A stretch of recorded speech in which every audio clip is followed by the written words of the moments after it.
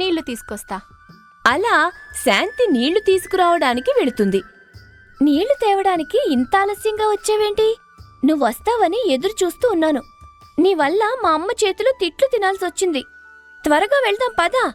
సంతకు వెళ్ళొచ్చేసరికి ఆలస్యమైంది. అది సరే, నిన్న ఉమా పెళ్లిలో ఏంటో ఆ భోజనాలు. ఒక్క కూర బాగోలేదు. ఏదో భోజనం చేయాలి కాబట్టి చేశానుగాని నాకస్సలు నచ్చలేదు తెలుసా? బాగానే ఉన్నాయి కదే, నీకెందుకు నచ్చలేదు? భోజనాల కోసం చాలా ఖర్చు చేశారంట. 3 రకాల స్వీట్లు కూడా వేశారు కదా. అంత చేసిన వారు వేపుడు కూర ఒక్కటి పెట్టలేదు. అన్నీ పులుసు కూరలే. అంతోటి భోజనం మనింట్లో తినలేమా ఏంటి? ఏంటోనే, నీకు తిండికోల తప్ప వేరే ఏమీ ఉండదు. ఎప్పుడు చూడు ఆ కూర బాగుందా ఈ కూర బాగుందా అంటావే గాని వేరే విషయమే మాట్లాడవు. తింటానికి కూడా ఒక కళ ఉండాలే. అందుకే నేను మొదటి ర్యాంకు తెలుసా?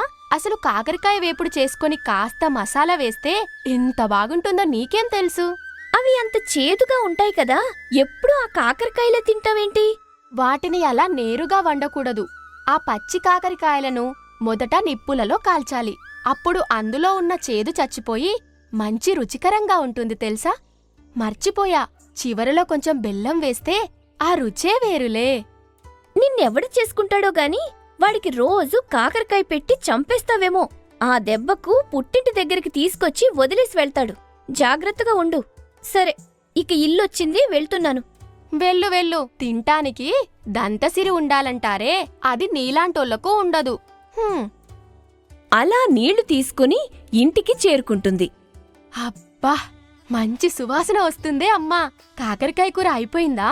ఇంకా లేదు, అవుతోంది. ఒక అరగంట సమయం పడుతుంది. ఈలోపు ఆ గరిటెతో తిప్పుతూ ఉండు. ఏంటి అమ్మ నువ్వు చేసింది? వేపుడు చేయమంటే పులుసు పెట్టావు. అంత దూరం సంతకు వెళ్లి తెచ్చింది పులుసు పెట్టడానికా?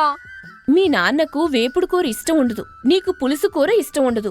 మీ ఇద్దరికి రోజూ 2 కూరలొండడం నా వల్ల కావటం లేదు. నీకంతగా వేపుడు కూరే కావాలంటే కొన్ని కాకరకాయలు మిగిలాయి, వాటిని నువ్వే వేపుకుని తిను. ఎంత పని చేశావే అమ్మా, నాకు ఇప్పటికే ఆకలి వేస్తుంది. సంతకు వెళ్లి వచ్చిన కష్టమంతా మట్టిపాలు చేశావు కదే. అయినా ఇంట్లో కాకరపాదు పెట్టుకుని సంతకెళ్ళి కొనుక్కురావాల్సిన అవసరం ఏముంది? అవి మళ్ళీ కాయటానికి కనీసం 3 రోజులైనా పడుతుంది. అప్పటి వరకు వేచి చూడాలంటే నా వల్ల కాదు. అలా శాంతికి వేపుడు కూరలంటే చాలా ఇష్టం ఉండేది. పులుసు కూరలు అస్సలిష్టం ఉండేది కాదు.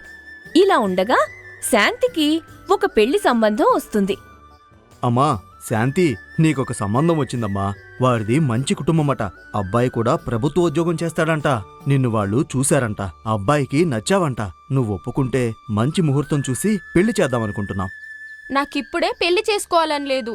ఏంటి నువ్వు మాట్లాడేది? నీ వయసు వారందరికీ పెళ్లిళ్ళయ్యి పిల్లలు కూడా ఉన్నారు. నువ్వు మాత్రం ఇలా పెళ్ళొద్దనటం మంచిది కాదు. ఇటువంటి సంబంధం మళ్ళీ రమ్మన్నా రాదు. ఏంటి, ప్రభుత్వ ఉద్యోగమా? ఇంతకీ ఎవరు వాళ్ళు? అదే వెంకటాపురంలో విశాలమ్మగారున్నారు కదా, వారబ్బాయి.